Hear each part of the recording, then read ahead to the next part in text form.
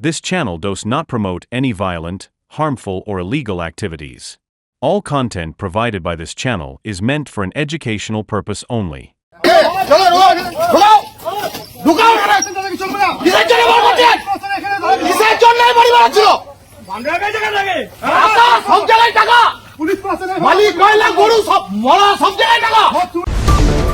নানুরের পচা গলা মৃতদেহ নিয়ে চাঞ্চল্য ছড়ালো বোলপুরে। বীরভূম জেলার নানুর বিধানসভার অন্তর্গত পাপুরি গ্রামে আলামিন মিশনের পাশ থেকে একটি পচা গলা মৃতদেহ উদ্ধার হয়। স্থানীয় সূত্রে জানা যায়, গত রাত্রে মৃতদেহটি ময়নাতদন্তের জন্য বোলপুর মহকুমা হাসপাতালে নিয়ে আসা হয়। আজ সকালে মৃতদেহটি ঘিরে বোলপুর মহকুমা হাসপাতালে ময়নাতদন্ত কক্ষের সামনে ব্যাপক উত্তেজনার সৃষ্টি হয়। তাদের অভিযোগ যে গ্রাম থেকে মৃতদেহটি উদ্ধার হয়েছে সেটি জেলা পরিষদের সভাধিপতি কাজল শেখের নিজ গ্রাম। আর কয়েকদিনের মধ্যেই মুখ্যমন্ত্রী বীরভূম সফরে আসবেন, তাই প্রশাসন ও পুলিশ পুরো ব্যাপারটি ধামাচাপা দেওয়ার চেষ্টা করছে। বিজেপির পক্ষ থেকে আরো দাবি করা হচ্ছে, পাপুরি গ্রামের পাশের এক গ্রাম থেকে একজন মেয়ে গত 7 দিন ধরে নিখোঁজ রয়েছে। এই মৃতদেহটি দেখে নিখোঁজ মেয়েটির পরিবারের সন্দেহ সেটি তাদের মেয়ের দেহ হতে পারে, যদিও এখনো পর্যন্ত পরিবারের তরফে নিশ্চিতভাবে কিছু জানানো হয়নি।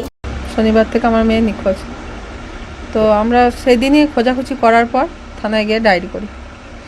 ডায়েরি করার পর বললো বেশ দেখছি। তারপর দিন গেল, তারপর দিন দেখলাম যে ডায়েরি করে যখন খোঁজ পেলাম না, তখন কেস করা হলো।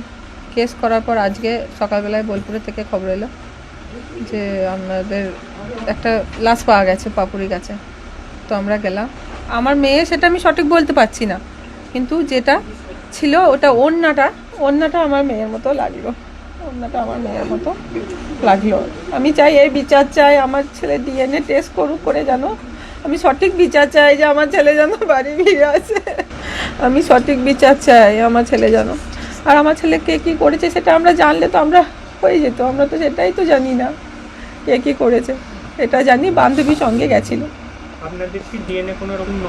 না নেয়নি, এখনো নেব বলেছে, নেয়নি এখনো। তাকানে বলবো যে নেব না বলেনি, নেবে বলেছে। খুব তাড়াতাড়ি নেবে, নিয়ে পরীক্ষা করবে। বললো যে একটু টাইম লাগবে, আমরা যত দ্রুত পারি, মানে নানুর থানার যে হেড শ্রেণী বড়বাবু তিনি বললেন যত তাড়াতাড়ি পারবো আমরা, আপনার এই চেষ্টা আমরা করবো যে যত তাড়াতাড়ি পারি আপনার ডিএনএ টেস্টটা আপনাকে করে, মানে আগে যেগুলো দেরি হোক সেটা আপনারটা আগে করব, এটা বলেছে। হ্যাঁ, আমরা ওড়নাটাই দেখে আমাদের মনে হয়েছে আমাদের মেয়ের মতো ওড়না। কি কারণে মেরেছে বা কি অ্যাকচুয়ালি আমাদের ওর বাবা কারোর সঙ্গে, আমার মেয়ে খুব শান্ত ছিল, তো আমার মেয়ে যে ওই রকম করে মারা যাবে আমি কিছু বুঝতে পারছি না। আমরা কিছু কি জন্য মেরেছে, কেন মেরেছে, এটাই তো বুঝতে পারছি না। এটাই আমাদের কাছে ধোঁয়াশা। থানায় জানিয়েছিলেন? হ্যাঁ, 19 তারিখে 9:30 থেকে 2:30 থেকে নিখোঁজ ছিল। 9:30 স্টেশনে গিয়েছিলেন পাশের গ্রামে। কোন গ্রামে গিয়েছিল? হ্যাঁ, চালপাড় গ্রাম। তারপর বাড়ি আসেনি? না। তারপরে কী করলেন? এবারে খানিক খোঁজাখুঁজি করলাম, তারপরে জানতে গেলাম যে ওর সঙ্গে আর একটা বান্ধবী সেও গিয়েছে। তারপরে শুনতে পেলাম যে তারা পাকুড়ি গিয়েছে। পাকুড়ি যাওয়ার পর তারা খাওয়া দাওয়া করেছে। খাওয়া দাওয়ার পর সেই মেয়েটার সঙ্গে বাইরে গিয়েছে, বাইরে থেকে নিখোঁজ হয়েছে। আপনার যে মেয়ে, তার বান্ধবী কি তার সঙ্গে? হ্যাঁ, তার সঙ্গেই ছিল। হ্যাঁ, এবার সে বাড়ি এসছে, আমার মেয়েটা আসেনি। কোনো শরীরে মানে কোনো মাংস নেই, খালি কঙ্কালটা আছে আর পায়ের চেটে দুটো খালি আছে। কি মনে হচ্ছে আপনার কি করে এবার ওই খুন করা হয়েছে? সে তো হবেই, তো সেটা তো হবেই। আমি তো আজ 7 দিন ধরে খুঁজে বেড়াইছি। আমার মেয়ে যদি কারোর সঙ্গে পালিয়ে যেত তাহলে তো সে বেঁচে থাকতো। অন্যদিকে মৃতদেহটি যখন ময়নাতদন্ত ঘর থেকে বের করার চেষ্টা করা হয়, তখন এলাকাবাসীরা বাধা দেয়। ধস্তাধস্তি করে মৃতদেহটিকে পুনরায় ঘরের ভেতরে ঢুকিয়ে দেয়। এই ঘটনায় পরিস্থিতি আরো উত্তপ্ত হয়ে ওঠে। গতকাল রাত্রি নানুর থানার অন্তর্গত পাপুরি গ্রামে একটা অর্ধ গলা মৃতদেহ সেটা উদ্ধার করে পুলিশ প্রশাসন, এবং সেটা পোস্টমর্টমের জন্য সিয়ান হসপিটালে নিয়ে আসে। এবং সেই বডিকে যখন শনাক্ত করতে আসে, 3টে পরিবার তাদের ঘরের মেয়ে মিসিং আছে। তো তারা তাদের মেয়ের মিসিং হিসাবে তারা যখন শনাক্ত করতে আসে, তখন একজন শনাক্ত করেছে এবং তারা ওখানে কান্নাকাটিও করছিল। তাদের পরিবার আত্মীয় স্বজন সবাই এসছে, তারা শনাক্ত করতে পেরেছে, এটা আমাদের অনুমান। কিন্তু তারা যখন বাইরে বেরিয়ে আসছে এমন ভীত মানে অবস্থায় আছে যে তারা বলতে পারছে না। এই কারণেই বলতে পারছে না যে ওই গ্রামটি হচ্ছে জেলা সভাধিপতি গ্রাম, তাদেরকে ওই গ্রামে থাকতে হবে, বসবাস করতে হবে। আর তারা যদি সত্যি স্বীকার করে নেয় তাহলে তাদেরকে গ্রাম থেকে গ্রাম ছাড়তে হবে। তো সেই ভয়ে, সেই আতঙ্কে তারা তাদের নিজের মেয়েকে যে আইডেন্টিফাই করেছে সেই বিষয়েও তারা আজ মানে মন খুলে কথাটা বলতে পারছে না। তো ভাবুন পশ্চিমবঙ্গের কী প্রশাসনিক কী ব্যবস্থা, প্রশাসনের কী অবস্থা, যেখানে পুলিশ প্রশাসন আইডেন্টিফাই করে তাদেরকে সঠিক তথ্য তুলে দেবে, সেখানে পুলিশ প্রশাসনই তাদের ধামাচাপা দেওয়ার চেষ্টা করছে। তাদের পরিবার লোকদেরকে আমরা মিডিয়া সূত্রে বা আমরা তাদের পারিবারিক সূত্রে খবর পেলাম যে তাদেরকে তুলে নিয়ে গিয়ে থানাতে তাদেরকে কী বিষয় বলেছে, কী ভয় দেখিয়েছে, কী চমকিয়েছে না ধমকিয়েছে, সেই বিষয়ে এখনও পর্যন্ত আমরা জানতে পারিনি।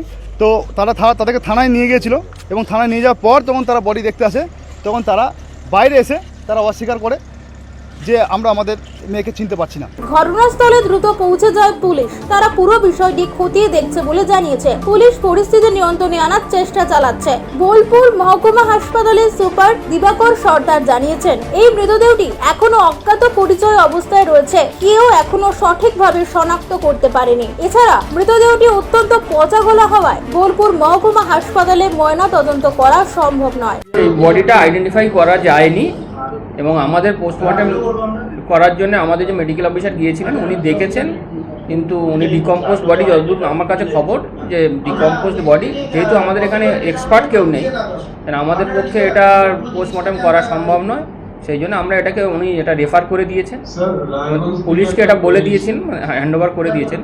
কিন্তু এরপরে আপডেট আমার এখনো পর্যন্ত বডি যায়নি, এই পর্যন্ত যায়নি।